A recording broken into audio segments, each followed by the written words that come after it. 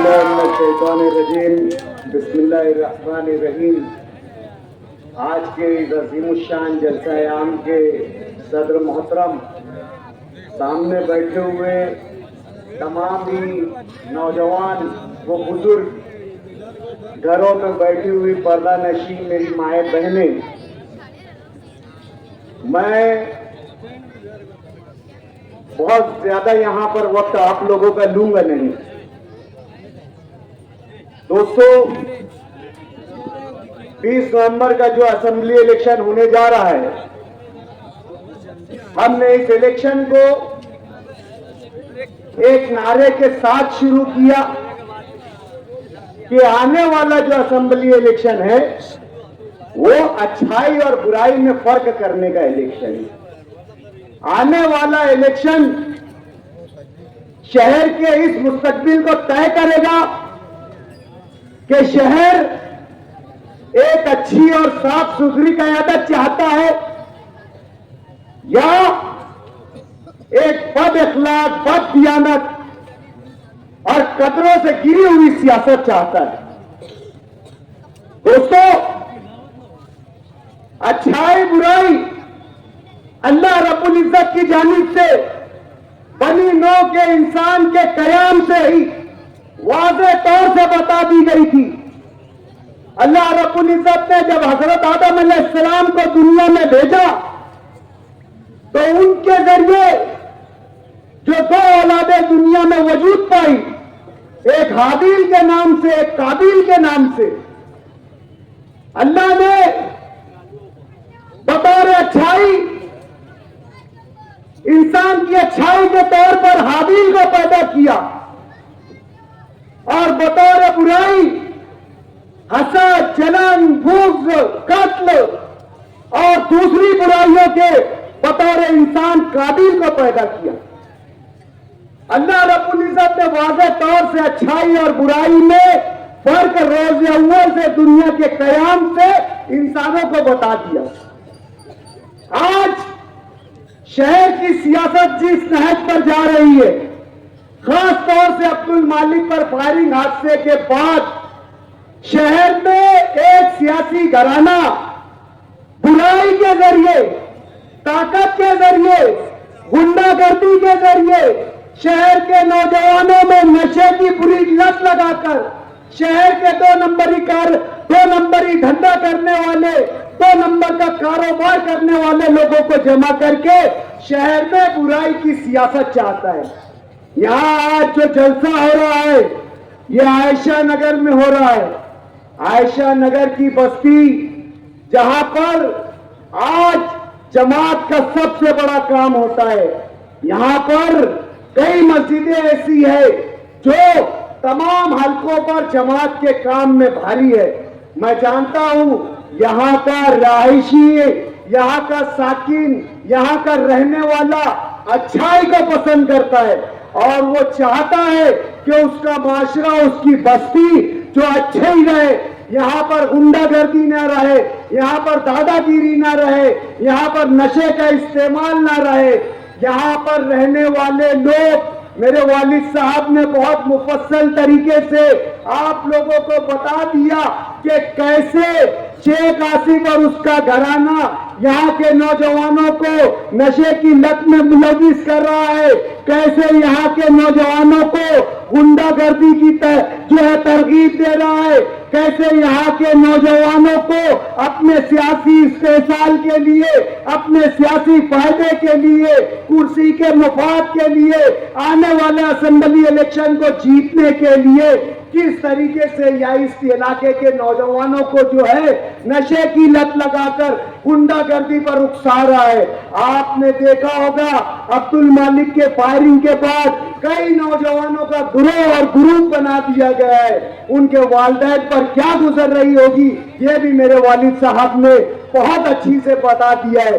گھروں میں بیٹھی میری پردہ نشی مائیں بہنیں، یہ آپ کے بچوں کے مستقبل کو طے کرنے کا الیکشن ہے۔ یہ آپ کے علاقے، آپ کے معاشرے، آپ کی بستی کے مستقبل کو طے کرنے کا الیکشن ہے۔ یقیناً ہم سے ماضی میں بہت ساری غلطیاں اور کوتاہیاں ہوئی ہے، ہم نے سیاسی طور پر ایسے لوگوں پر لگام نہیں لگائے.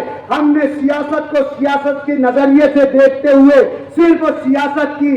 لیکن میں آپ سے ایک وعدے کے طور پر یہ بات کہنا چاہتا ہوں کہ انشاءاللہ العزیز آپ نے 20 نومبر کو مفتی محمد اسماعیل صاحب کو ووٹ دے کر کامیاب کیا.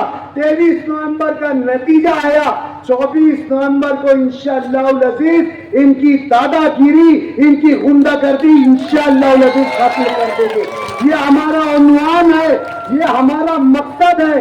ہم نے اس چیز کو اہمیت دیا ہے، ہم نے اس چیز کو اولویت دیا ہے کہ آنے والے وقتوں میں ہمارا سیاسی نظم العین اور ہماری سیاسی منشور میں سب سے اول بات ہوگی کہ اس شہر میں غنڈہ گردی کی سیاست کا خاتمہ، نوجوانوں کے بہتر مستقبل کے لیے اس سیاسی خاندان کا خاتمہ. اور انشاءاللہ العزیز آپ نے ووٹوں کی طاقت سے اگر نوازا تو انشاءاللہ مستقبل قریب میں وعدے کے طور پر آپ کر بول رہا ہوں کہ ہم انہیں سیاسی طور سے ان کی غنڈہ گردی کو تہس نہس کر دیں گے.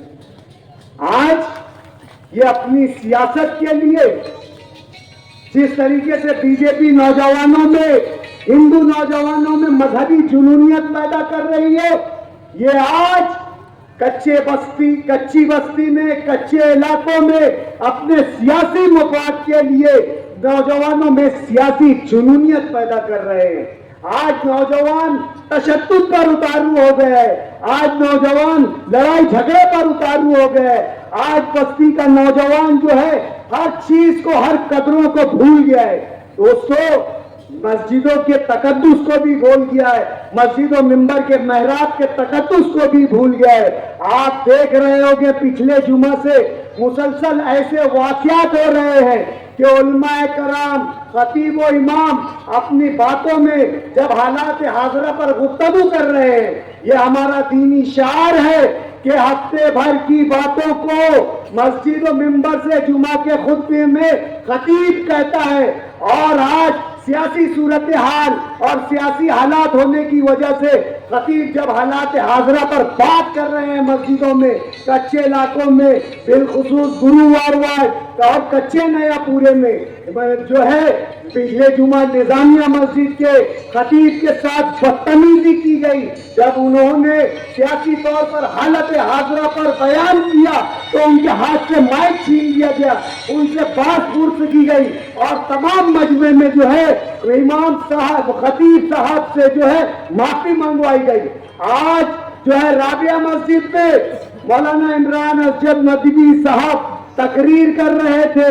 انہوں نے صحابہ کرام کی صفات پر بیان کیا، انہوں نے سیاست پر بیان نہیں کیا. آخر میں انہوں نے شہر کے ایک جید عالم دین جو صرف سیاسی شخصیت نہیں ہے، وہ ایک عالم دین بھی ہے، جمعیت علماء کے صدر بھی ہے اور اپنے دینی مجالس سے عوام کی جو ہے وہ جو ہے دینی جو ہے رہنمائی کرتے ہیں. الحاج مفتی محمد اسماعیل قاسمی صاحب کی صحت کے لیے دعا کی گزارش کی. مولانا عمران اسجد ندوی صاحب نے جب یہ گزارش کی کہ الحاج مفتی محمد اسماعیل قاسمی صاحب جو ہے وہ دل کے عارضے میں جو ہے وہ مبتلا ہے، شہریان اور مسلیان سے یہ گزارش کی جاتی ہے کہ ان کے لیے دعا کرے، تو وہاں پر ایک جاہل کو کھاؤ ممبر، اسلم ممبر، وہ کھڑا ہو کر اگر اس سے کہو کہ تو کھڑا ہو کر اس عالم دین کی طرح کوئی ایک سورہ مکمل طور سے تجوید کے ساتھ سنا دے، میں دعوے سے کہتا ہوں کہ وہ سنا نہیں پائے گا. اور اس کو کھاؤ نے اس عالم سے جو ہے وہاں پر جو ہے حجت کی، مسجد کے میں جو ہے ممبر کی، مسجد کے محراب کے تقدس کو پامال کیا اور ان سے معافی منگوائی.